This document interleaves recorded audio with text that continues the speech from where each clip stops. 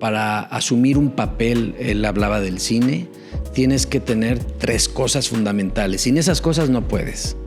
1, saber el texto. Eso es disciplina, ¿no? 2, llegar a tiempo. También es disciplina. Y 3, tener una idea, ¿no? Una idea de personaje. Es decir, pues sí, talento, pero también trabajo. Así como nos alimentamos físicamente, también el espíritu necesariamente tiene que alimentarse. Y si no alimentamos eso, pues fomentamos todos los graves problemas que tienen las sociedades actuales en México, ¿no? Por ejemplo, ¿no? Yo estoy de acuerdo que el deporte tiene que ayudar mucho, pero también el arte. Te das cuenta que perdiste mucho tiempo en distracciones, ¿no? En distracciones. No quiere decir que no disfrutes, ¿no? Momentos disfrutables, sino que no te distraigas en tonterías, ¿no? Sino que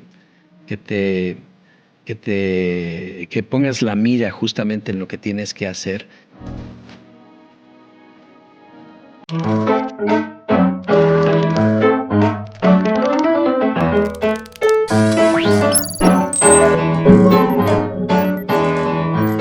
Hola amigos, bienvenidos a otro episodio más de su podcast, A Nadie Más Le Importa. Y bueno, quiero aprovechar este momentito para agradecer por sus comentarios, por seguirse suscribiendo, por compartir. Recuerden que todos los martes tenemos un nuevo episodio. Se estrena primero en YouTube a las 6 de la tarde y 1 hora más tarde en Spotify. También nos pueden seguir en las redes alternas como TikTok, Instagram, LinkedIn. Y bueno, hoy tengo el placer de tener un invitado muy especial. Tuvimos hace poco un proyecto de producción y bueno, le dije vente para acá al podcast y bueno, ya estamos aquí. Y bueno, voy a platicarles un poquito porque tiene un currículum bastante extenso. Él es licenciado en Derecho por la Universidad Autónoma de Querétaro y entre otras responsabilidades en el servicio público se desempeñó como director del Instituto Municipal de Cultura de la capital queretana de 95 a 1997. Fue coordinador del Consejo Estatal para Cultura y las Artes del Estado de Querétaro en el periodo de 1998 al 2005. También fue director del Instituto Queretano de la Cultura y las Artes del 2005 al 2009. Comisionado ejecutivo para las conmemoraciones del bicentenario del inicio de la independencia del Estado de Querétaro. Eso ocurrió en el 2009 y el 2010. Y delegado en Querétaro del Instituto Nacional de Antropología e Historia del 2011 al 2017. Ha sido igualmente responsable de difusión cultural del Instituto Tecnológico y de Estudios Superiores de Monterrey, Campus Querétaro, en el periodo de 1988 a 1994. Director de Espacios Estratégicos del Gobierno del Estado de Querétaro en el año 2011 y director de Difusión y Patrimonio Cultural de la Secretaría de Cultura del Gobierno del Estado de Querétaro de 2021 a 2023. Cuenta con una larga experiencia como teatrista, tanto como director de escena y escritor de teatro regional, pero principalmente como actor, siendo director fundador de las compañías Teatro de la Media Luna y Cien Teatro. Igualmente se ha desarrollado por muchos años en los medios de comunicación queretanos, fundamentalmente en prensa escrita, pero también en televisión y radio. Por esta actividad fue reconocido con el Premio Estatal de Periodismo en 1987. Publicó la novela Braulio y el libro de pequeño formato Aquí Querétaro, ambos bajo el sello de la editorial Caligrama, y coordinó además de colaborar en el contenido de las publicaciones Catálogo de Artes Escénicas en el siglo XX y Siempre Líder, 60 años de Diario Querétaro. Además de colaborar con diversas semblanzas en la publicación Personajes Queretanos del siglo XX. Le doy la bienvenida a este espacio a José Manuel Naredo. ¿Cómo estás? ¿Cómo estás, David? Muy bien, Manuel. Gracias. Muy bien, pues muy extenso tu currículum y es un placer, ¿no? Y como me decías, es resumido, pero bueno, vámonos de lleno. Vamos a hablar de tu proceso, ¿no? Este es un canal de procesos y vaya que tú has tenido un proceso pues bastante rico en muchas cuestiones, has estado bastantes años en el servicio público, pero también te desempeñas en esta parte artística, ¿no? Yo he tenido el placer de colaborar con con Manuel en varios proyectos de ficción, ¿no? En la parte de producción como actor. Pero bueno, vamos a empezar por el principio, Manuel. Sí. ¿Cómo fue tu infancia? ¿Cómo eras de niño? ¿Y dónde ocurrió todo esto? Bueno, fui un niño muy solitario, David, muy solitario porque soy casi hijo único. Mi hermana me llevaba 15 años, wow. Entonces, pues sí, casi único. Y además vivíamos los primeros 12 años de mi vida en el Molino El Fénix, aquí en Querétaro, donde pues por muchos años no vivía ningún otro niño. Después vinieron los Rivera a vivir ahí también, adentro del molino, que había 2 casas y bueno, ya de alguna manera eran compañeros de juego, pero por muchos años fui pues el que me inventaba mis propios juegos al interior de la fábrica, imagínate. ¿Dónde estaba esto? Está en lo que hoy es Prolongación Tecnológico. Ok. Ahora ya tiene salida hacia 5 de febrero. Antes no, antes se acababa ahí en el molino casi todo. Y era la zona industrial, ahí se empezó a hacer la zona industrial, después se hizo la Concordia, la Singer, etcétera. Okay. Pero cuando hicieron la carretera Constitución, se cortó esa carretera, que era la carretera San Miguel de Allende, la vieja carretera San Miguel de Allende, y quedó sin salida, y se quedó el molino de este lado, ¿no? Ahí vivimos, te digo, 12 años, los primeros 12 años de mi vida, con una gran soledad. Quizá eso me ayudó a inventarme personajes, no lo sé, creo que eso alentó, ¿no? Esa posibilidad. ¿Ibas al teatro de chico o algún acercamiento? No había acercamiento con las artes en general en mi casa. Yo soy hijo de campesinos, ¿no? De los 2 españoles dedicados en su lugar de origen, pues al campo, principalmente al campo, ¿no? Y no había acercamiento con las artes, ¿no? Pero sí tuve una cercanía de niño con el circo, por ejemplo, que fue lo que más me fascinó. Y alguna vez llegué a ir al teatro también, salí muy contento de eso. Me acuerdo que era una obra que se llamaba El corazón no envejece, el cuerpo es el que se arruga. ¿Sí? Okay, buen título. Sí, yo era un chavito muy chico todavía. Se puso en una carpa que estaba en la calle de Corregidora, ¿no? O sea, es imposible poner una carpa en la calle Corregidora, ahora cerca del río.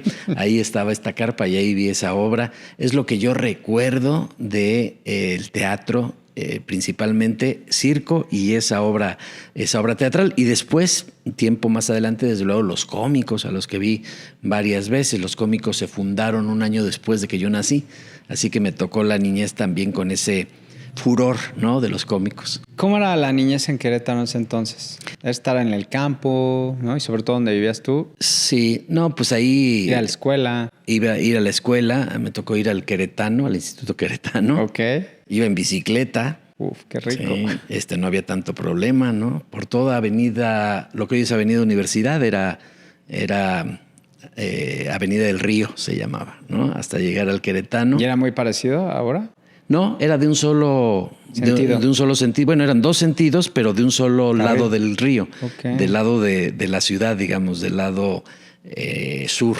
Del lado norte no había calle, salvo a esta altura de la antigua estación del ferrocarril, ahí sí había calle, pero el resto no. Y entonces, pues era por aquella parte de que llegábamos hasta el Queretano, en el viejo molino de San Antonio. Y pues te digo, muy solitario porque... pues era convivir con los demás compañeros en la escuela, pero fuera de la escuela muy difícil que sucediera por donde vivía yo, ¿no? Los que vivían en el centro, pues se juntaban.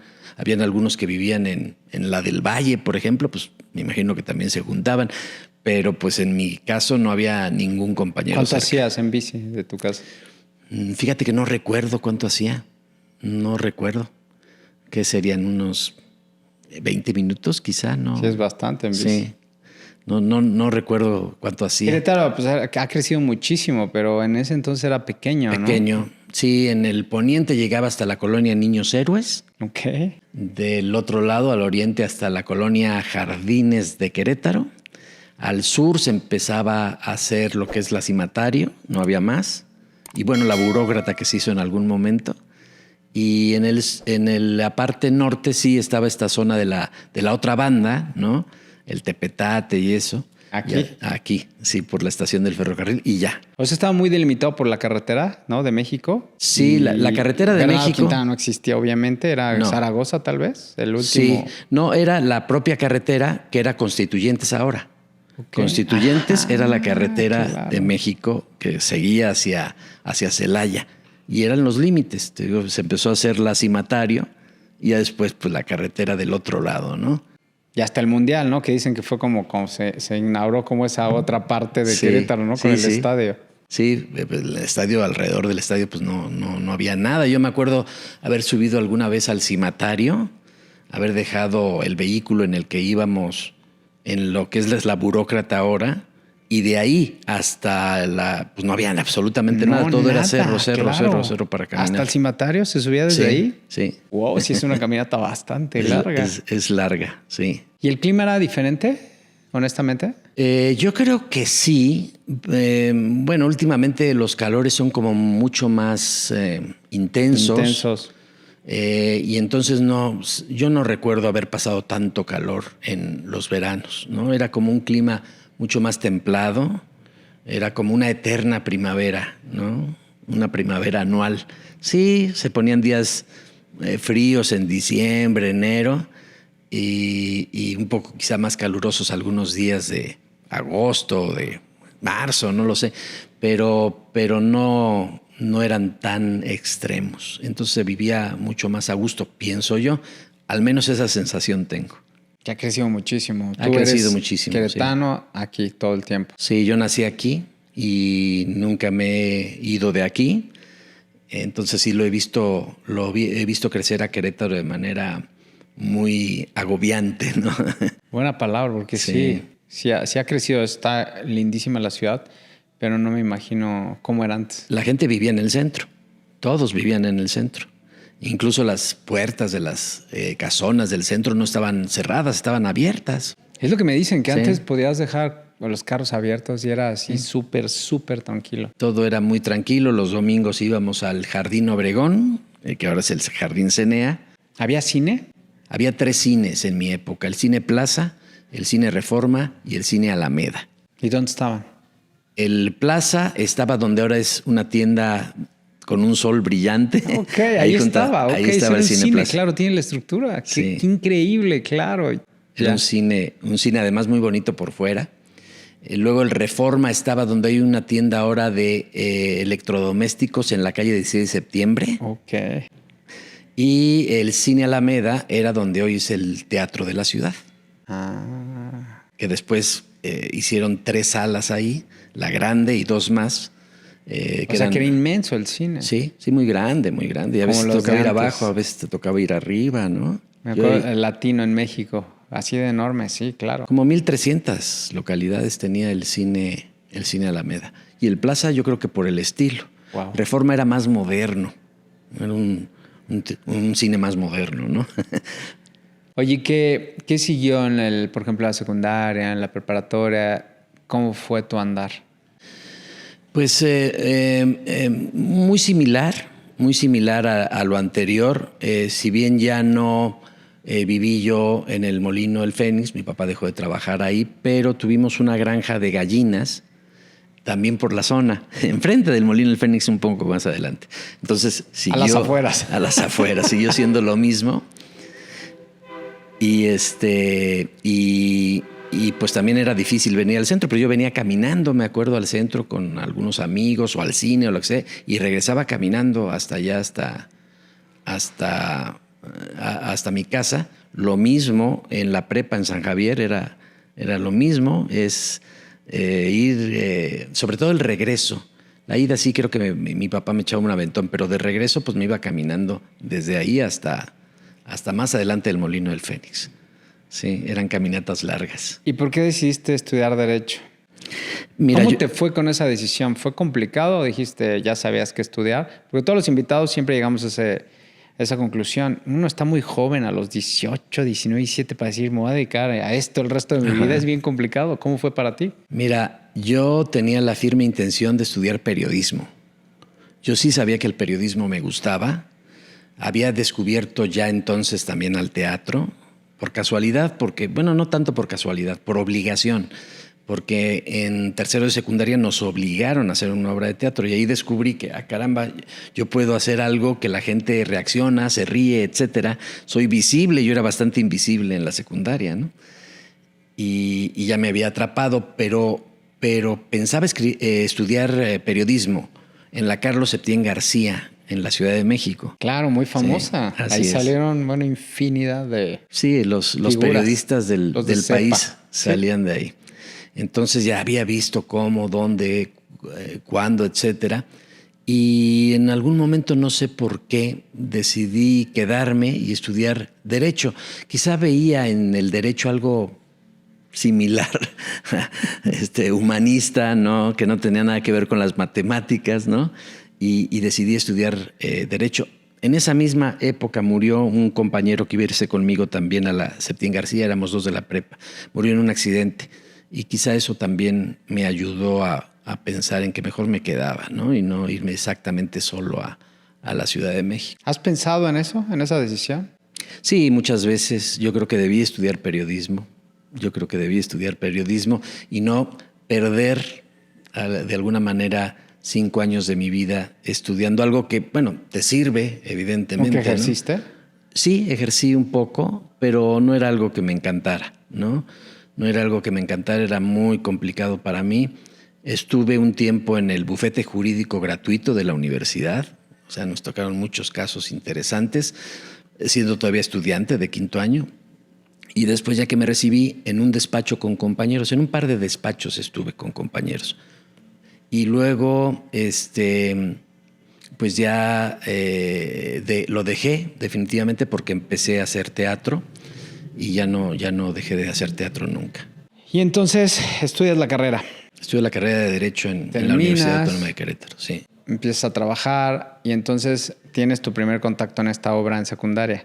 Sí. ¿Dónde vino esta otra parte?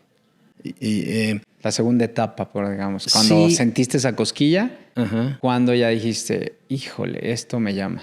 Hice varias cosas desde el primer momento. Desde el primer momento, la primera obra, el primer personaje, yo quedé encantado con eso y dije, esto es lo mío. Pero no pude hacer mucho, ¿no? Hice algunas otras obras mientras estudié la prepa y luego en profesional hice alguna obra que nos dirigió, por cierto, el maestro José Guadalupe Ramírez Álvarez, quien fuera rector de la universidad, en fin, cronista de la ciudad, un destacadísimo queretano, y él nos dirigió. Y cuando terminé la carrera, él me recomendó con Paco Rabel. Y fui con Paco Rabel y empecé a incursionar en las obras del Corral de Comedias a través primero de un taller, un curso de teatro que iba a impartir Alejandro Bichir, el papá de los Bichir, que finalmente impartió Luis Rabel. Okay. Y nosotros, hubo un grupo de nosotros que entró ahí. Pero fíjate cuál era el grado de ¿cómo se llama? De timidez de mi parte, que yo recuerdo estar estacionado. Ahora ya no se puede llegar y estacionarte frente al Corral de Comedias así como si nada. Para encontrar ese lugar es una complicación. Pero antes sí te puedes parar fácilmente. Entonces yo me paré en el coche frente al Corral de Comedias y yo miraba el corral y miraba el corral. Tardé como 2 horas en entrar para hablar con Paco y decirle que yo era quien había recomendado el maestro Ramírez, ¿no? De la timidez que tenía. Y ahí ya fue, pues digamos que la incursión importante en el medio teatral. Estuve 10 años de manera constante, continua en el Corral, haciendo papeles, la mayor parte de ellos protagónicos. Hicimos de todo, hicimos teatro clásico, hicimos comedia, hicimos algún drama, un poco de todo, todos los fines de semana, y además recorriendo diversos espacios, rancherías, ciudades, teatros. ¿Qué edad tenías? Ya 20 y tantos. Yo terminé la carrera con 22 años y entonces ahí cuando empecé en el Corral tendría yo ya 23, estaría cumpliendo 23. O sea, estabas ejerciendo, trabajando y dándole al teatro. Sí, por las mañanas me iba al despacho a dormir un rato y después por las tardes y las noches ensayar o tener función de teatro, sí. Entonces, tu primer mentor realmente en el lado del teatro fue Paco Ravel. Sí. No propiamente dando clases, sino dando la oportunidad de estar en escena, ¿no? Con él. Y pues ahí sobre las tablas vas aprendiendo. Después tuve los que considero maestros importantes, pero todos siempre en las tablas. Susana Alexander, que nos dirigió varias obras de teatro y es una entrañable amiga. Roberto D'Amico, al que también le aprendí muchas cosas como director. Héctor Bonilla, que trabajó con nosotros, nos intentó dirigir también algo. Un personaje muy, muy importante que fue Julio Castillo, el gran director mexicano de los años 80, que intentamos que dirigiera un par de obras con nosotros. Jamás se lograron, pero sí hicimos ejercicios con él, hicimos ensayos con él que me ayudaron mucho, ¿no? También nos dirigió Alejandro Bichir, por supuesto, en algunas puestas en escena, o en alguna puesta en escena, creo que nada más fue una, donde participaba Chachita, la legendaria Chachita. En fin, fueron experiencias sobre las tablas que vas aprendiendo y vas pues enriqueciéndote, ¿no? Platícanos un poquito sobre esto de las tablas, Manuel, porque hace poco tuvimos la oportunidad de participar en un proyecto, ¿no? Uh-huh. Iba gente muy joven, ¿recuerdas? Sí. Y hoy en día he platicado con, por ejemplo, Manuel Hernández de Oxes, no sé si lo conoces, ¿no? Y pues él también se dedica a esto y hablábamos de lo importante y más, por ejemplo, cuando te dedicas a ser actor, que es esperar, ¿no? Pero es llegar puntual, ¿no? Es estar atento.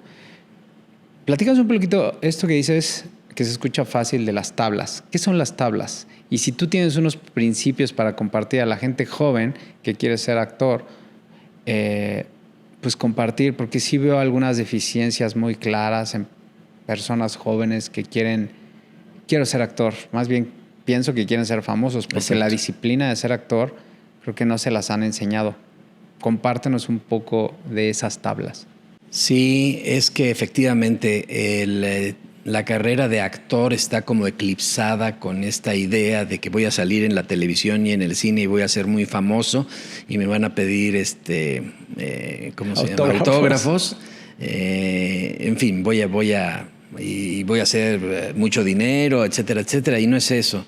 La carrera de actor requiere mucha disciplina y aprendizaje. Por más que efectivamente las tablas sean un gran maestro, también tienes que entrarle a los libros y leer y si puedes participar en talleres, en cursos, también hacerlo. En fin, irte profesionalizando cada vez más y saber que una profesión de esta naturaleza no es simplemente llegar y dar el bandazo, ¿no? Y de pronto de la noche a la mañana ser famoso, ¿no? Estaba un compañero mío, actor, Toño Montes, y yo platicando de este actor que se ha hecho muy famoso últimamente a partir de un video de un policía que descubre coca. Se me olvida el nombre de él, y entonces es famosísimo de la noche a la mañana, pero él tiene detrás de eso toda una trayectoria como actor, ¿no? Finalmente hubo un sketch. Sí, un sketch que lo catapultó, ¿no? Pero realmente él ha trabajado toda su vida. El tema de hacerte famoso de la noche a la mañana es quizá pueda suceder, pero no es lo común. Lo común es trabajo y más trabajo, disciplina.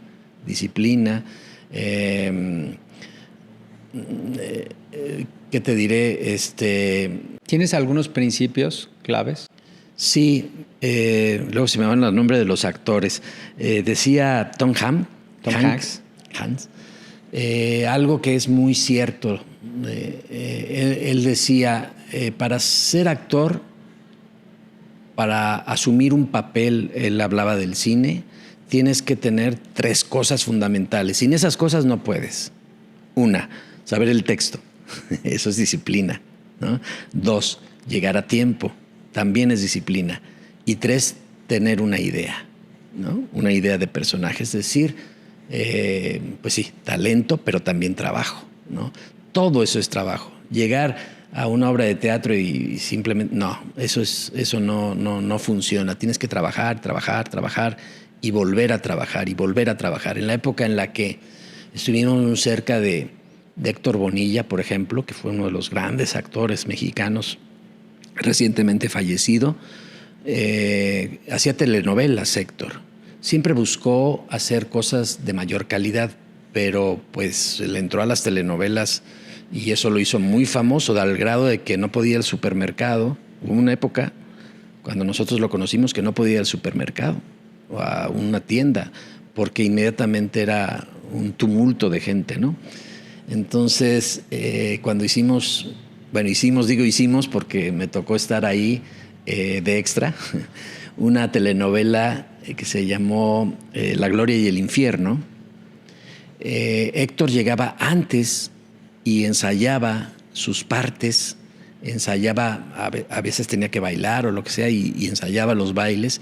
Era el primero que llegaba y el último que se iba. Para mantener un estatus, así tiene que ser, ¿no? Un trabajo constante. Y saber que no es simplemente toco la puerta y llego, ¿no? Toco la puerta de Televisa y se me abre el protagónico de la telenovela que viene, ¿no? Con la actriz del momento. Pues no. A lo mejor sí le pasa a quienes tienen una facha muy atractiva, ¿no? Pero finalmente eso es tan fugaz, porque esa facha se va a acabar tarde que temprano. Y aparte no te sostiene una trayectoria la facha. No, para nada. Fíjate que en el caso, por ejemplo, de la televisión, yo tuve muchos años la posibilidad de entrar a la televisión, que nunca se daba, ¿no? Pero de manera increíble, ¿no? Ya sea Héctor Bonilla o Juan Osorio, al que también conocí, o gente así me llamaba, o Julio Castillo en su momento, que también dirigió telenovelas para sobrevivir. Me llamaban a ciertos proyectos que por una razón o la otra no se hacían. Estuvimos a punto de hacer una telenovela o una serie sobre Gertrudis Bocanegra, que Ofelia Medina era la protagonista. A mí ya me habían dado el papel de el amigo del marido de Ofelia, y resulta que ella se quejaba del guión, se quejaba de la acuciosidad histórica del guión, y finalmente no se hizo, ¿no? Me llamaron también, Héctor, una vez a hacer un sketch para gente grande, el programa de Ricardo Rocha, donde hacían, fíjate, nada más era él como el piloto del avión, el capitán Bolobán, su esposa, Sofía Álvarez, como la sobrecargo, y yo era el copiloto. O sea, era sensacional para mí eso, imagínate, ¿no? Y ahí hacíamos que el avión se iba a estrellar, y entonces todas unas historias. Y finalmente nunca salió al aire. Hicimos el piloto, nunca salió al aire porque Germán Dehesa, que era el escritor, se peleó con Televisa y decidió que ningún texto suyo podía estar en Televisa. Ah, genial, Germán. Sí, cómo no. Yo lo seguí por años en su columna del Reforma. Sí, genial. Claro. Y así te puedo contar 4, 5, 6 ocasiones en las que estuve cerca y nunca, pues por algo suceden las cosas, pero es de estar. Sí. No es de a la primera. Tus cimientos son el teatro. Sí. ¿Has hecho cine? Sí, me ha costado más trabajo el cine. Para estar realmente contento en un trabajo cinematográfico me costó trabajo, porque algo pasa con la cámara. Algo pasa que no sé qué pasa. ¿Qué diferencias encuentras entre el teatro como actor, cine y televisión? Mira, el teatro, será que con el teatro he crecido y he vivido toda mi vida. Entonces el teatro para mí es mucho más fácil, entre comillas, ¿no? Lo disfruto, creo los personajes de una manera con más tiempo, ¿no? Y la reacción del público es inmediata. Tienes un público que te reacciona de manera inmediata. Entonces, si algo no va funcionando, te das cuenta de inmediato, ¿no?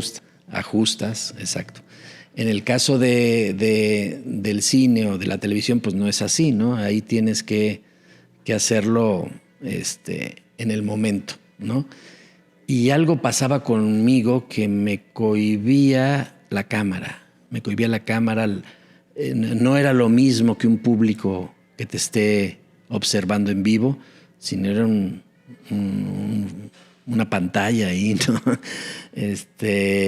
Y además entrabas en frío a hacer una escena y después a lo mejor hacías otra que era anterior, ¿me entiendes? No tenías como en el teatro, un seguimiento de la historia, ¿no?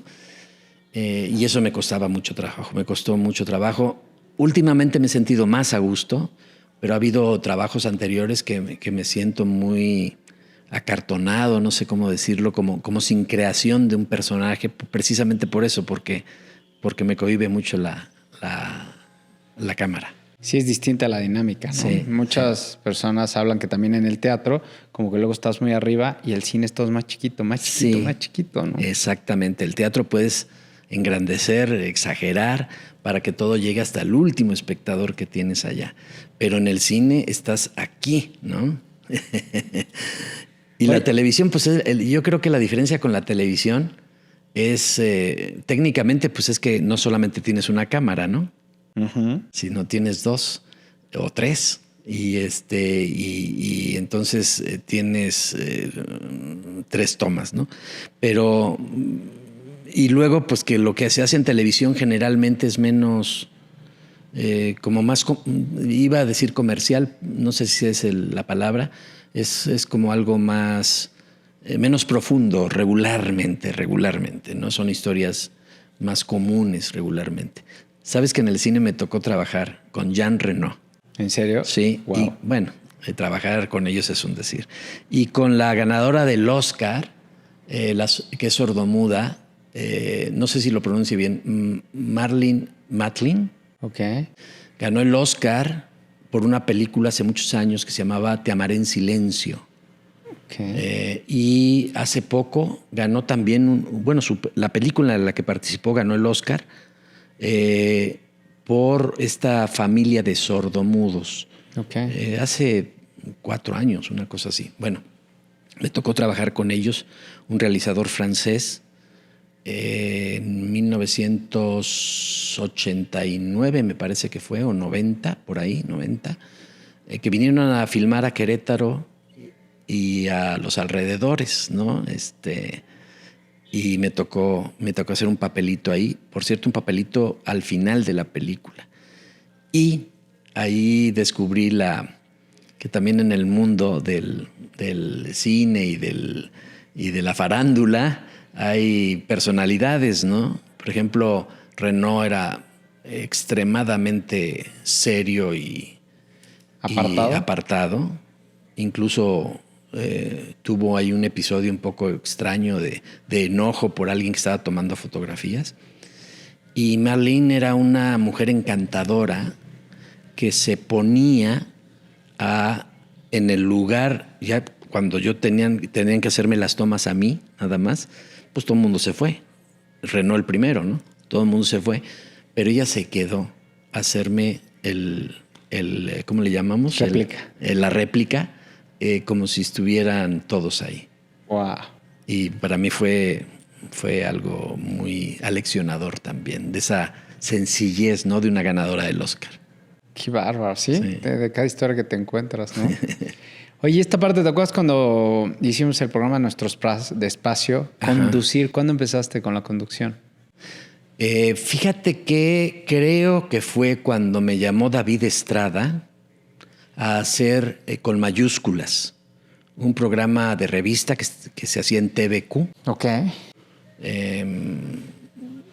hace, híjole, muchos años. Estaba esta chava de La Vega, hermana de los fotógrafos. Ah, ok. Ajá, y yo conduciendo ese programa. Después, ¿Fue tu primer contacto con la tele en conducción? Yo creo que sí. Después vino Gwendolyn Almaraz y estuvimos también en ese mismo programa un tiempo. Y después estuve en Noticiero con Mónica Ramírez, en TVQ también, y una serie de jóvenes reporteros que ahora ya son directores de medios y ya están en el primer nivel del periodismo local, y que entonces empezaban. Te estoy hablando de hace muchos años. También eran los 90s, y estábamos en TVQ, que iniciamos no sé si te acuerdas, ¿te tocó? Yo creo que sí. No te tocó, no sé. En el Estadio Corregidora. ¿Ahí estaba TVQ? Ahí estaba TVQ, en uno de estos hangares, llamémosle así, de los autobuses de los equipos. Okay. Ahí hicieron un estudio. Mira. Y me acuerdo que en época de invierno era un frío horrible. Claro. Hacíamos el noticiero a las, no sé, 6:30 de la mañana, 7, y realmente era una congeladora. Era una congeladora, sí. Después crearon sus nuevos estudios allá en la salida a Huimilpan y nos trasladamos para allá. Y ahora ya están otra vez ahí en la UAC. TVQ creo que... bueno, no, TVQ no, o sea, lo de la UAC está ahí. TVQ se fue a Centro Sur, ¿no? Por años también. Por ahí estuve yo todavía. En Huimilpan, claro. En Huimilpan. Sí. Pero después creo que ahora el nombre de TVQ lo adquirió Roberto Escárcega y está ahí en Jardines de la Hacienda.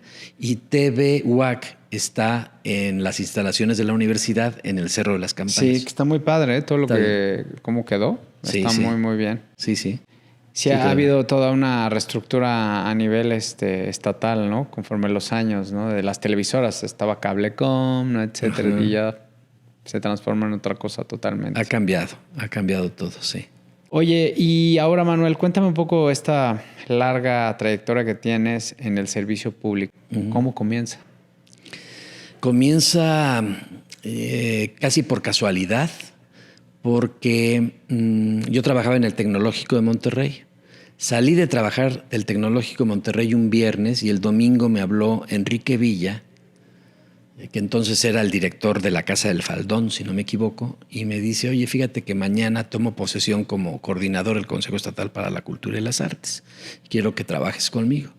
Ah, pues órale. Y entonces empecé a trabajar como director de difusión y patrimonio cultural con Enrique, en la administración de Enrique Burgos, la segunda parte de la administración de Enrique Burgos. Pero en ese momento, o sea, de casualidad, porque yo no lo busqué, ¿no? Pero en ese momento también Chucho Rodríguez, que era el presidente municipal de Querétaro, bueno, fue electo presidente municipal de Querétaro, me invitó también a formalizar lo que se constituiría como Instituto Municipal de Cultura. Entonces creamos el Instituto Municipal de Cultura. No existía. ¿Cómo era la cultura entonces antes de eso? Me imagino que eran apoyos así. No existía un instituto, tal cual. Esto fue en el finales de los 80. Fue en el 95. Wow. Bueno, en el 94 entró Chucho Rodríguez a la presidencia y en el 95 se creó el instituto. ¡Qué impresión! Y creamos casas de cultura donde no había, en las delegaciones que no había, de tal suerte que todas las delegaciones municipales, cuando terminó la administración, tenían su casa de cultura, además de la Alameda Hidalgo, ahí también creamos una casa de cultura. Y luego me ratificó Paco Garrido cuando entró a la presidencia, pero 3 meses al inicio de esa administración y de la de el ingeniero Loyola en gobierno del estado, hubo una crisis, como suele haber en las administraciones de cultura, y cambiaron de titular, o tenían que cambiar de titular del Consejo Estatal para la Cultura y las Artes, y me invitaron a mí, el doctor Gabriel Ciade, que era el secretario de Educación, y el gobernador, el ingeniero Loyola. Entonces estuve prácticamente todo el sexenio del ingeniero Loyola en el Consejo Estatal para la Cultura y las Artes.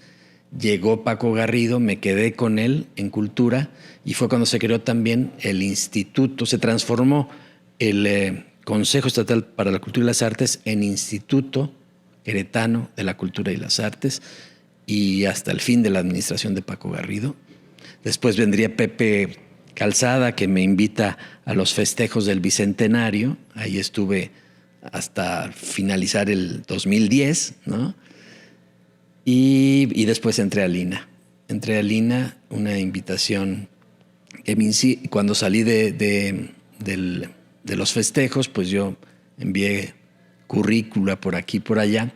Estaba en el Lina Benito Taibo, el escritor, y pues teníamos buena relación, Benito Taibo y yo, y él llevó mi currículum con el director, que era Alfonso de María y Campos, al que yo había conocido cuando estaba en Cultura, porque fue el director de publicaciones de Conaculta, del máximo organismo de cultura federal, ¿no?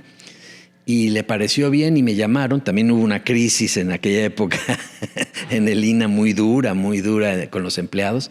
Me llamaron y entré en el 2011 al INA hasta el 2017. 6 años. Yo me manejo por sexenios, aunque no coincidan con los sexenios gubernamentales. Ok. Oye, y pues está interesante este proceso. Vamos a hacer un paréntesis ahí. ¿Cómo se ha transformado la cultura? Imagínate que no había nada, ni ningún instituto, organismo a nivel estatal. ¿Cómo fue esa parte? ¿Cómo tú pues armaste desde cero eso? ¿Cuál fue tu visión? Y conforme a los equipos de trabajo, conforme fueron cambiando las administraciones, ¿cómo fue tu visión? ¿Cómo fue tu proceder? Y ¿cómo fue también aprender a trabajar en gobierno? Sí. Sí, mira, había ciertos antecedentes importantes, algunos hechos por la propia sociedad. Paula de Allende, por ejemplo, había hecho un movimiento cultural muy interesante, principalmente literario, pero no solamente literario. Había un grupo que se llamaba Proarte o algo así. El doctor Ballesteros estaba ahí y otras personas queretanas que también organizaban conciertos. En fin, había algo como un movimiento particular. Y después, en la administración del licenciado Mariano Palacios Alcocer, se dio un impulso muy importante al arte y la cultura. Se creó una secretaría estatal que se llamaba la Secretaría de Cultura y Bienestar Social. Y se le dio, como digo, un impulso muy grande. Se crearon centros culturales, museos, se creó el Museo de Arte de Querétaro, se creó el Museo Histórico de la Sierra Gorda, se hicieron centros culturales en Cadereyta, uno muy importante. En fin, hubo un gran impulso a la cultura, hubo muchísimas publicaciones, muchas publicaciones. Programas, ¿no? También. De todo, festivales, el famoso Festival Barroco. Se hizo en esa época, los encuentros de escritores, por ejemplo, de novela negra internacional que se hizo en San Juan del Río, por dar algunos ejemplos. Y te digo, un programa de publicaciones muy importante que coordinaba José Luis Sierra, el poeta. Y estaba de titular el licenciado Juan Antonio Isla y estaba Manuel, perdón, se me fue, como director de difusión también y patrimonio cultural o algo así, Manuel Herrera Castañeda.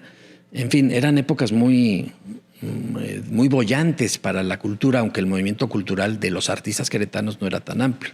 Pero después se cortó eso hasta que eso degeneró en el Consejo Estatal para la Cultura y las Artes en la siguiente administración, en la del licenciado Burgos.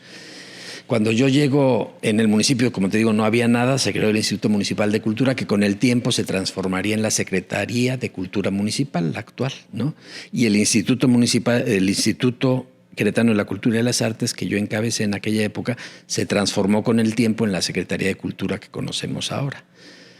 Ha cambiado muchísimo porque en aquellas épocas, pues los artistas eran mucho menos en número, ¿no? Estaban muy bien identificados. Uno como funcionario los conocía a todos, ¿no? Sabías cuáles eran los artistas de un nivel evidente de calidad, cuáles pues hacían su lucha. En fin, más o menos los conocías a todos, ¿no? Y lo más importante para mí era atenderlos, escucharlos. cuando tú no escuchas a la comunidad artística estás perdido, porque si tú pretendes hacer tus propios proyectos olvidándote de los artistas, estás perdido. Hicimos muchos programas interesantes que dieron resultados también. Creamos varios premios, por ejemplo, que hasta la fecha algunos de ellos subsisten: el premio de novela negra, el premio Manuel Herrera de dramaturgia, de donde salió el gran dramaturgo de fines del 20, principios del 21, que fue Luis Enrique Gutiérrez Ortiz Monasterio. Nació como dramaturgo gracias a ese concurso. En fin, varios premios y programas. Un programa muy importante con niños y jóvenes huapangueros en la sierra, que mereció incluso un reconocimiento que se nos otorgó en la Casa Blanca, de manos de la esposa del presidente de los Estados Unidos. En fin, hicimos cosas que creo que fueron interesantes, pero sobre todo lo más importante es apoyar el trabajo creador de los artistas.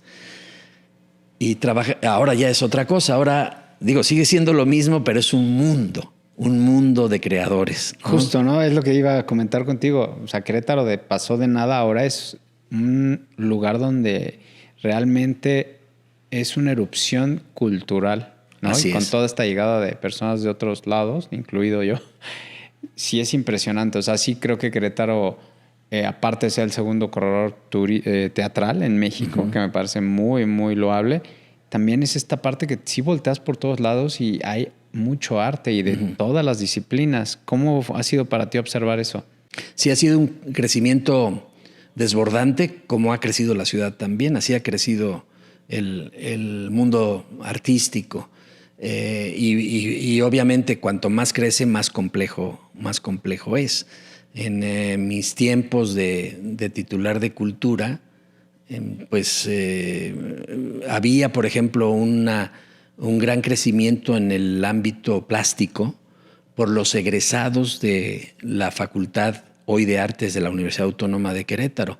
Egresaban constantemente artistas plásticos, algunos de ellos muy interesantes. Entonces tenías la visión muy clara ahí. Por ejemplo, los compositores de música también tuvieron un crecimiento muy interesante gracias a Ignacio Vaca Lovera en la Universidad Autónoma de Querétaro, entre otros, en la Universidad Autónoma de Querétaro, y nacieron compositores también muy interesantes, por darte un ejemplo. Pero ahora ya hay una facultad, una carrera de teatro que pues hace actores, directores, etcétera, gente de teatro. No sé si salgan, no tengo el dato, pero a lo mejor al año salen 20. ¿Y cuántas compañías hay hoy en día, no? Imagínate que, por ejemplo, los del teatrito llevan 20 años, ¿no? Sí. Y que ya cumplían, está Jessica Cermeña, están todas estas compañías teatrales que dices, ¿no? Sí. Está Vero Carranco, estás tú, entonces... Los teatros independientes, los teatros, las compañías. Cuando estaba yo, la última vez que estuve en la Secretaría de Cultura, se organizó la Muestra Estatal de Teatro y creo que se inscribieron, no quiere decir que sean todas, cerca de 60 propuestas teatrales, 60 compañías. Wow. Imagínate, es un mundo. Y bueno, escritores, todas las áreas de las artes. Es muy complejo ahora. Y los artistas urbanos, ¿no? Exacto, que es todo un movimiento importantísimo, ¿no? El cine. Los realizadores audiovisuales, bueno, sí, había sí. En mi época no había, pues había sí dos, tres personas que se dedicaban un poquito a hacer cine o a hacer trabajo audiovisual. Pero ahora, como tú dices, hay muchísimo, hay una gran efervescencia. Ya hay una carrera en la universidad al respecto. En fin, muy complejo. Y no hay un presupuesto que sostenga o que pueda sostener todo, ¿no? Entonces, sí, debe ser una tarea muy compleja estar ahí en el ámbito gubernamental. Sí, aparte de lo que hemos dicho, ¿no? Luego, darle gusto a todos es imposible. Imposible. Y Manuel, ¿y hacia dónde ves el aspecto cultural en Querétaro como sociedad? Mira, yo creo que tenemos la fortuna de tener una una ciudad con una gran oferta artística y eso siempre ayuda, ¿no? Lo que hablabas del teatro, o sea, hay siempre oferta teatral y te estoy hablando de a lo mejor una decena de puestas en escena cada semana que puedes escoger, buenas y malas y de todo, ¿no? Hay una orquesta filarmónica. Ah, sí, maravilloso. Que no tienen todas las ciudades del país. Y tenemos algo que desgraciadamente se ha ninguneado mucho desde el gobierno, empezando desde el gobierno, que es un centro de danza contemporánea que en su momento fue una referencia internacional, el creado por la maestra Guillermina Bravo, que vino a Querétaro precisamente en la época de la Secretaría de Cultura y Bienestar Social, en 1991 me parece que llegó a Querétaro. Y desde entonces ahí está creando, formando bailarines, coreógrafos, de manera muy importante, ¿no? Y que pues le han dado mucho la espalda, ¿no? A la orquesta misma también se le ha, iba a decir ninguneado, pero se le ha mantenido ahí, pero sin ningún tipo de respaldo que garantice un crecimiento artístico importante. Migajas, ¿no? Así es. O sea, es lo que tienen y hasta ahí vamos. Y a ver que llega un administrador que pueda hacer milagros con eso, ¿no? Y es que la cultura es necesaria por muchas razones. Sí, sí, pues es el alimento del espíritu, ¿no? Así como nos alimentamos físicamente, también el espíritu necesariamente tiene que alimentarse. Y si no alimentamos eso, pues fomentamos todos los graves problemas que tienen las sociedades actuales en México, ¿no? Por ejemplo, ¿no? Yo estoy de acuerdo que el deporte tiene que ayudar mucho, pero también el arte. Las dos deberían ser, sí. ¿no? Los bastiones para la juventud un poco más sana. Así es. Y con mejores pilares, ¿no? Y cimientos para su vida como adultos. Fíjate que yo siempre cito un comentario que me hacía Roberto D'Amico. Él decía que en todas las universidades del primer mundo, lo primero que se construye después de las aulas es un auditorio. Y en México no. O sea, cualquier universidad nueva, cualquier institución educativa nueva construye las aulas, luego construye el campo de fútbol o canchas, etcétera, etcétera, y al final construye lo que le llaman un auditorio, que tiene todo menos auditorio. Es una cancha de básquetbol con una grada. Sí, y una especie de escenario ahí de concreto, y la acústica es lo más espantoso del mundo. Es mejor hacerlo en otro lado que hacerlo ahí. Esa es la visión que tenemos del fomento cultural.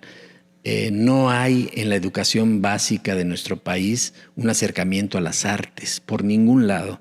Los niños no tienen acercamiento con las artes. Claro, hay ejemplos específicos de maestros que sí les interesa, etcétera, pero es lo mínimo, lo mínimo. En Aguascalientes hace algún tiempo se formalizó la posibilidad de las clases de arte en primaria como una materia más, ¿no? En una administración estatal. Terminó esa administración estatal y se acabaron las clases de arte. ¿Por qué? Porque pues quienes llegan al poder también han sido educados en este sistema en el que el arte es reprimido. Sí, o sea, no se conoce, ¿no? O lo que conoces es muy elemental, ¿no? Entonces piensas que el teatro es solamente ir a reírte, ¿no? Que es muy loable, ¿no? Que vayas a reírte, pero no nada más es eso el teatro, ¿no? Es mucho más que eso. Y lo mismo el cine y lo mismo el mundo de las artes plásticas, las artes visuales, ¿no? Mira, que quiero hacer una reflexión porque, no sé, hace unos días me puse a ver Superman con mi hijo. Ajá. No, ya vio una de las primeras con Christopher Reeves y le puse una más reciente, por ahí la del 2017. Y al final, ya sabes, es una mega jalada, ¿no? De Hollywood, con gran presupuesto. Pero estaba sentado con él, lo veía sus reacciones y decía, ve lo que ha hecho Hollywood y el cine con sus cómics, ¿no? Porque me decía, papá, pero hablábamos de una escena que estaba medio triste, ¿no? Y le dije, sí, pero todo eso es ficción, Tiago. No existe Superman, no existe esto. Y se me quedaba viendo, ¿no? Porque él piensa que es real. Y le dije, no, Tiago, todo parte de un libro que se llama cómic. Te los voy a enseñar. Y la escribe una persona, es una historia que inventa sobre un personaje. Ok. Pero la reflexión aquí es qué tan importante es la cultura, en este caso a ese nivel, que ha permeado generaciones a través de un cómic que a alguien se le ocurrió, que no tiene nada que ver con nuestra cultura y que ahora ha permeado generaciones a nivel mundial. ¿Te imaginas si México tuviera un poco más de esa visión con la riqueza cultural que nosotros tenemos? Así Siempre es. lo he dicho, es impresionante. La gente viene aquí de turista de cualquier parte del mundo y se impacta con lo que somos como y lo que fuimos como civilización, ¿no? Hablando del periodo prehispánico, ya luego vinieron los españoles, esta fusión. ¿Te imaginas? Desde hablando gastronómicamente, no se diga culturalmente. Así es. Sí, sí, seguramente. Y lo estamos generalmente echando por la borda, ¿no? No lo tomamos en cuenta, no es algo como superfluo, como no necesario, ¿no? Si pasó con la época de oro, que Estados Unidos se va a guerra, mandan todos esos recursos y entonces ¿qué pasó? El cine mexicano se fue para arriba como la espuma.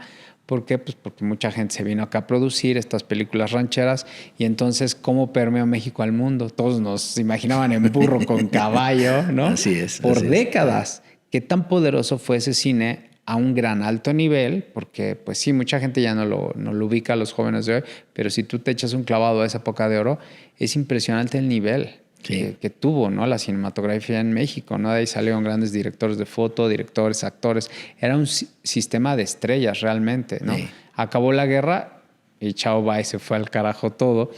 Pero ahí tenemos una gran prueba de lo que se puede lograr a través de un apoyo a la cultura, ¿no? Y no se diga cuántos tenores hemos tenido maravillosos ya, hombres y mujeres. ¿Por qué no se alimenta todo eso? Así es.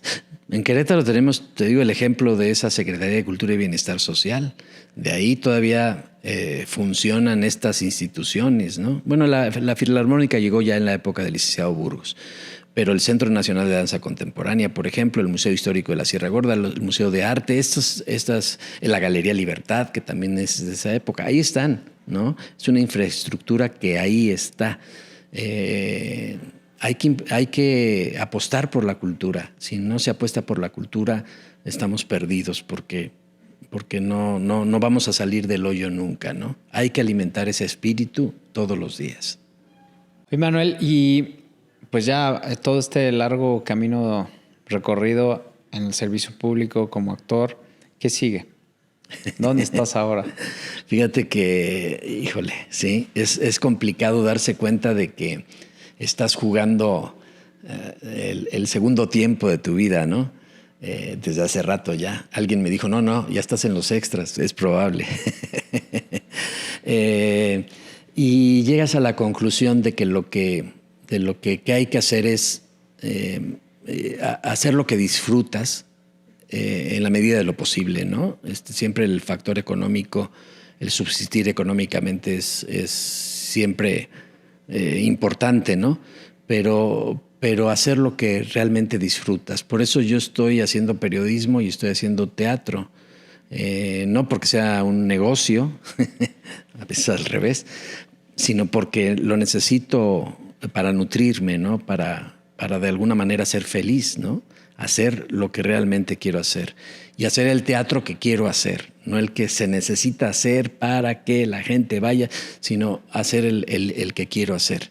¿Qué teatro te gusta hacer? Mira, sí me gusta la comedia porque yo me formé en la comedia, pero me gusta una comedia inteligente, una comedia que te diga algo, que sí, que te entretenga, pero que también te haga pensar de alguna manera, ¿no? Y busco mucho ese tipo de puestas en escena, ¿no?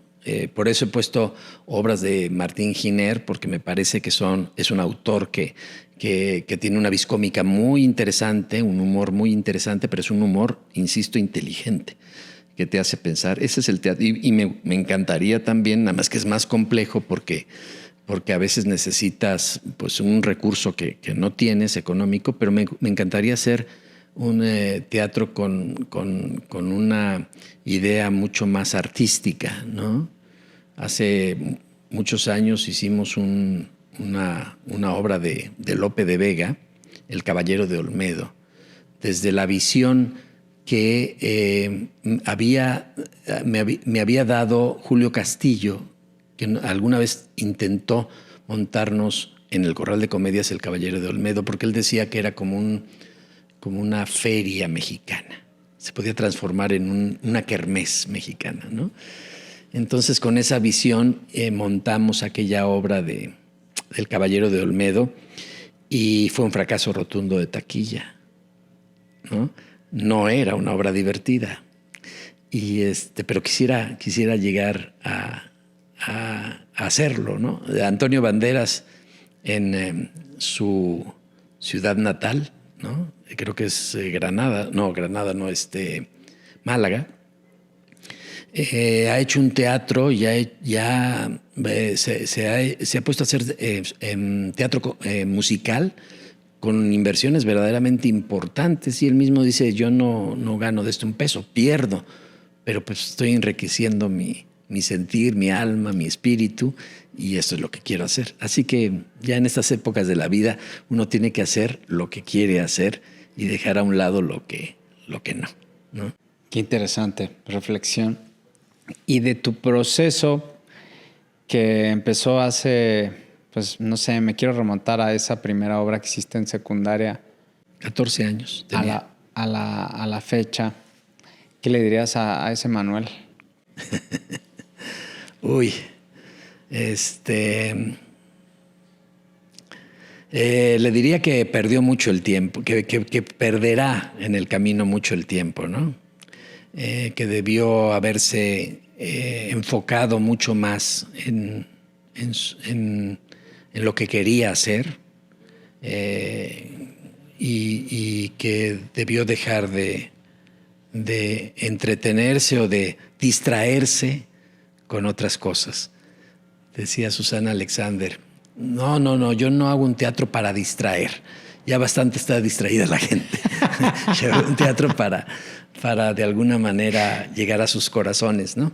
Sí, que desgraciadamente me distraje mucho en el camino, ¿no?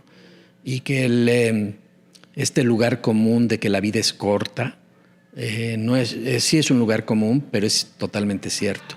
Que cuando de pronto volteas y ves a tus compañeros calvos, canosos, ojerosos, panzones, te ves a ti mismo en el espejo y te sientes físicamente que ya no tienes esa capacidad de entregarte en cuerpo y alma tanto, te das cuenta que perdiste mucho tiempo en distracciones, ¿no? En distracciones. No quiere decir que no disfrutes, ¿no?, momentos disfrutables, sino que no te distraigas en tonterías, ¿no? Sino que pongas la mira justamente en lo que tienes que hacer de una manera apasionada, constante, sabiendo que no es un camino fácil, pero que es tu camino y que en él vas a permanecer hasta por siempre, ¿no? Tienes que tener efectivamente, por un lado, el talento para ciertas cosas, pero por otro lado la constancia y la disciplina. Si no se juntan estos factores, pues no llegas a nada, o llegas por un golpe de suerte en un momento dado, pero lo más común es que no llegues. Y ahora con este ritmo de las redes sociales, inmediatez y lo quiero todo en el momento, que pues se están buscando atajos, ¿qué consejo le darías a las personas jóvenes, ¿no? ¿Cómo ir en contra de esto, que no se distraigan cuando todo el mundo te dice distráete? Es complicado, ¿no? Es muy complicado, es una sociedad ya distinta. Como tú bien dices, de la inmediatez, ¿no? La cultura de la inmediatez, todo es inmediato, todo es rápido, todo tiene que empezar y acabar en un minuto, ¿no? Y si no, ya tenemos que darle la vuelta, ¿no? Y no nos detenemos. Yo creo que vale mucho la pena detenerse a reflexionar. Vale mucho la pena detenerse a escuchar el mundo. Fíjate que la pandemia nos dio esa oportunidad y después creo que la desechamos, porque nos dio la oportunidad de sentirnos profundamente vulnerables y al mismo tiempo susceptibles a todo lo que sucedía a nuestro alrededor. El escuchar los pájaros, por ejemplo, ¿no? El otro día estaba haciendo una entrevista para el periódico y hablé del sonido de un pájaro. Nadie lo había notado. El canto de un pájaro en especial en un árbol, un canto muy especial. Ese pájaro yo lo descubrí en la pandemia. Y es que pasamos por la vida sin darnos cuenta de lo que está a nuestro alrededor. Nos vamos a morir un día y no vamos a saber que hay un pájaro que canta así y otro que canta asado, ¿no? Por ejemplo, ¿no? Que hay una determinada planta, una determinada flor. Estoy yéndome a los ejemplos muy comunes, ¿no? Pero no nos dimos tiempo tampoco de conocer a los seres humanos con los que cohabitamos, ¿no? En fin, pasamos de largo sin escuchar. Yo creo que es muy importante escuchar y es muy importante convivir con nosotros mismos. Le damos la vuelta a convivir con nosotros mismos, quizá porque no nos gustamos mucho, ¿no? O no nos ha gustado mucho lo que hemos hecho de aquel niño que empezó, o jovencito que empezó a hacer teatro, ¿no? Y entonces nos aterra el silencio y nos aterra la soledad. Yo pienso que el silencio también es muy importante. Hay gente que no puede vivir, mucha gente no puede vivir sin ruido, ¿no? O sin música, ¿no? Y yo creo que también hay que escuchar la música propia de la naturaleza, ¿no? O del ruido de una ciudad, con uno mismo, reflexionar con uno mismo y leer. Tan importante que es leer y nutrirte de tantas cosas y aprender tantas cosas en la lectura con los buenos escritores, por supuesto, ¿no? Se pierde mucho el tiempo y cuando te detienes y das la cara atrás, te das cuenta que ya recorriste prácticamente lo que tenías que recorrer y que no hiciste lo suficiente, ¿no? Entonces, en estas épocas eso me pasa a mí, que vivimos otra época. La época de ahora, de tanta inmediatez, pues no sé, me imagino que al paso del tiempo nos daremos cuenta de que perdimos mucho ese tiempo en cosas inmediatas que en realidad no valían la pena. Sí, ha de ser complicado ser joven hoy en día, ¿no? Sí. Todo el mundo habla y critica, pero yo hoy en día creo que ser joven es un momento muy complicado en general. Sí, porque estás bombardeado, ¿no? Los tienen asfixiados. Nosotros que sabemos esto que platicas de contemplar, lo podemos ejercer así nosotros, porque eso hacíamos y eso hicimos décadas. Se nos va un poco por estos artefactos que están a la mano. Pero la gente, estas generaciones que están inmersos 100%, me quedo con una reflexión que también hiciste, que salías de la escuela y pues tus amigos se podían ver si vivían cerca, ¿no? Tú recorrías y la escuela se quedaba atrás. Hoy en día los muchachos salen de la escuela y la escuela viaja con ellos a su casa. Están en el teléfono y no creo que sea para nada en ningún momento sano eso. Que sigan en contacto a través de WhatsApp, de redes, molestándose, que se da esto. En la secundaria te vives buleando pero no está bien. Entonces, ser joven hoy en día creo que ha de ser asfixiante. Sí. Vives en un mundo en el que tienes todo cerca, pero al mismo tiempo es absolutamente lejano, ¿no? Sí. Si tus dos papás trabajan, no te pelan, ¿no? No tienes acompañamiento, ya no puedes salir a jugar a la calle con esta confianza y pues te encierras en tu mundo es un dispositivo que te dice qué hacer, ahora con ChatGPT, todas estas aplicaciones, le pides consejos. Te resuelven la vida, ¿no? Entonces, ha de ser complicado. Sí. Hay cosas importantes que tienes que aprovechar, ¿no? El tener un mundo de información aquí es importante. Por ejemplo, para la labor periodística, eso yo no lo viví en mis épocas de reportero, pero es una maravilla porque tú puedes en el momento averiguar si lo que está diciendo alguien es certero o qué es lo que está diciendo, a qué se está refiriendo, ¿no? Comparar varias fuentes en un momento, ¿no? Exacto, es muy importante, es muy útil. Pero pues ya nos hemos convertido, incluso a la gente de mi generación, en personas que necesitamos el celular para vivir como parte del cuerpo, ¿no? O sea, no traemos el celular y nos sentimos desnudos, ¿no? Y desprotegidos, no tenemos nada, estamos a merced de la vida, ¿no? Sin un celular en la mano. Terrible cuando pues nos criamos y crecimos y nos desarrollamos en un mundo en que ni siquiera había celulares, ¿no? En mi caso, ¿no?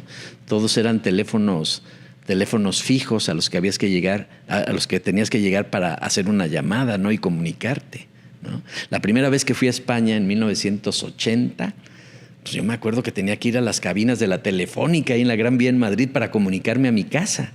Y de vez en vez, ¿no? Porque pues costaba, ¿no? Costaba mucho dinero. Quiere estar contigo, ¿no? Sí. Viajabas y estabas contigo. Hoy en día viajas y estás compartiendo todo. Así es. Y hasta tu ubicación en tiempo real, que a veces puede funcionar y otras veces como deja que viva la experiencia. Lo vives todo en el celular, incluso las experiencias más hermosas, ¿no? Más trascendentes. Tienes que sacar el celular para captarlo en el celular, pero ya no lo estás viendo, lo estás viendo a través de la pantalla del celular. Hasta eso, ¿no?